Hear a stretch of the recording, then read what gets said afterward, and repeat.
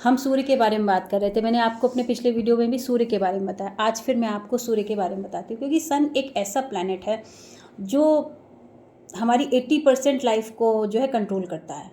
तो अगर आपका सन आपके 10th हाउस में है, 10th हाउस बहुत से लोगों को पता भी होगा जो लोग बिलोंग करते हैं ज्योतिष से, और जो लोग नहीं बिलोंग करते हैं तो 10th हाउस जो होता है वो, अब उनको मैं कैसे बताऊं, होता है 10th हाउस नेटल चार्ट में। तो अगर आपके 10th हाउस में सूर्य है, सन प्लैनेट आपके 10th हाउस में है, तो सूर्य जो है शनि की राशि में हो गया, और शनि की राशि में सूर्य अच्छा नहीं होता है। तो जब 10th हाउस में किसी नेटल चार्ट में सूर्य होता है तो ये समझिए, अगर मैं एकदम से स्ट्रेट फॉरवर्ड बोलूँ तो ये कहा जाता है कि ऐसे व्यक्ति का दिमाग घुटनों में होता है।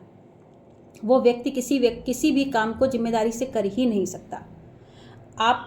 वो प्लान बना के कभी काम नहीं कर पाएगा, और मतलब जितना आप उसको कहते रहोगे, अगर आपने उसको 3 काम दिए तो वो सिर्फ 1 काम करेगा, 2 काम, और वो साफ हाथ खड़े कर देगा कि नहीं भाई मुझसे नहीं हो रहा, मैं नहीं कर सकता ये काम। तो सन 10th जो है वो मतलब बहुत ज़्यादा ख़राब करता है, बहुत ज़्यादा इंसान को ख़राब करता है। और सूर्य जैसा ग्रह जब ख़राब हो जाता है हमारे नेटल चार्ट में तो हमारी लाइफ बहुत डिस्टर्ब हो जाती है। और सूर्य 10th जब एक ही सेंटेंस में सारी चीज़ें आ जाती है कि दिमाग घुटनों में होता है, और जब दिमाग ही घुटनों में हो गया तो फिर कुछ भी शब्द नहीं बचते हैं ज़्यादा कहने के लिए। तो और इसके लिए क्या होता है कि भाई हम सूर्य हमारा अच्छा नहीं, 10th हाउस में हमारा सूर्य अच्छा नहीं, और अगर अच्छा भी, क्योंकि 10th हाउस में शनि की राशि पड़ती है और शनि की राशि में सूर्य अच्छा नहीं होता है। तो हम ये कह सकते हैं, और इसको हमें अगर अच्छा करना है या कैसे अच्छा कर सकते हैं, तो इसमें एक बहुत ही अजीब बात है कि आपका विश्वास, और ऐसे लोगों को धोखे भी बहुत मिलते हैं। अब धोखे खाने वाले व्यक्ति से आप ये कह दीजिए कि आप विश्वास बना के रखिए, आपको चाहे कोई धोखा दे, कुछ भी कर दे, लेकिन आपको विश्वास बना के रखना, तो ये कितनी अजीबोगरीब बात हो जाती है। वो व्यक्ति पहले से ही बहुत परेशान है अपने आप से, और हम उससे कह दें कि भाई आप विश्वास बना के रखिए, आपको धोखे मिल रहे हैं कोई बात नहीं, लेकिन आप विश्वास, तो एक ये बहुत मतलब शब्द नहीं मिलते हैं कि इसको कैसे, लेकिन हकीकत यही है, उस व्यक्ति को सबके ऊपर विश्वास करना पड़ेगा। और धोखे मिल रहे हैं, ठीक है, आप ऐसा नहीं कि धोखे खाते रहिए, धोखे मत खाइए, किसी व्यक्ति को आप समझ चुके हैं, लेकिन ऐसे व्यक्ति को, और अगर आपके घर में कोई ऐसा व्यक्ति है जिसका सन जो है वो 10th हाउस में है, तो आप उसको बहुत सपोर्ट कीजिए, बहुत सपोर्ट कीजिए। वो व्यक्ति कोई काम ढंग से नहीं कर पा रहा है, लेकिन ये समझ के चलिए ये आपका फैमिली मेम्बर है। अगर वो आपसे जुड़ा है तो कहीं ना कहीं कुछ ना कुछ प्रारब्ध आपका भी है कि वो व्यक्ति आपसे जुड़ा हुआ है। इसलिए घर वालों की, अदर मेंबर्स की ड्यूटी बन जाती है कि उस व्यक्ति को हर तरह से संभाला जाए, हर तरह से उसका सपोर्ट कीजिए। आप उससे चिढ़िए मत, आपने उसको काम दिया, उसने नहीं कर पाया, आप उससे चिढ़िए मत। और ये बात सबके ऊपर लागू होती है, मेरे ऊपर भी लागू होती है, क्योंकि मेरे साथ भी ऐसी चीज़ें होती है कि भाई जब नहीं कोई सुन रहा है या बच्चे नहीं सुन रहे हैं तो, लेकिन ज्योतिष पढ़ने का एक बहुत बड़ा फ़ायदा यही हुआ कि हमें एक सेटिस्फेक्शन मिल जाता है, चीज़ों को हैंडल करने के, अपने आसपास के सिनेरियो को हैंडल करने की क्षमता आ जाती है।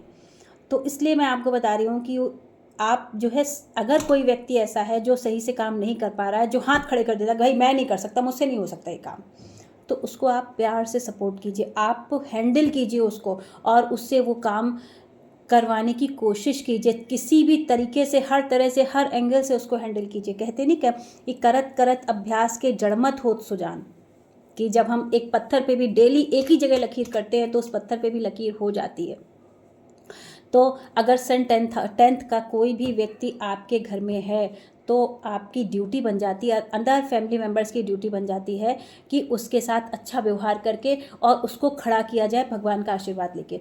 और एक चीज़ हमेशा कि अगर ईश्वर का आशीर्वाद लेके हम अपने काम बहुत अच्छे से करते रहें, हर ड्यूटी को, हर रिश्ते को अच्छे से निभाते रहें, तो प्लैनेट्स हमारा मतलब बहुत हद तक हमारे प्लैनेट्स जो हमारे फेवर में हो जाते हैं। तो आज मुझे सन, और ये मैं सन की सीरीज़ चला रही हूँ, वीडियो ज़्यादा बड़ा नहीं बना सकते हैं, तो आगे कल भी मैं आपको सन के बारे में और भी चीज़ें बताऊँगी। तो आप जो है इस देखते रहिए, मैं लीला एस्ट्रो आपके समक्ष इसी तरह की जानकारियाँ लेके आती रहूँगी, और आप मुझे सपोर्ट करती रहिए। अगर आपको जानकारी अच्छी लगती है तो लाइक कीजिए, शेयर कीजिए, जिससे कि लोग रेमेडी चाहते हैं, रेमेडी दे दीजिए, सन की रेमेडी दे दीजिए। भैया रेमेडी ही सब कुछ नहीं होता, हमारा व्यवहार बहुत कुछ है। अगर हम अपने व्यवहार में परिवर्तन कर लें, हम अपनी रिश्तों को समझ लें हम अपने इरिटेशन को कम कर लें, तो ये सबसे बड़ी रेमेडी होती है। और ईश्वर की पूजा कर लें, ईश्वर को सच्चे मन से मान लें।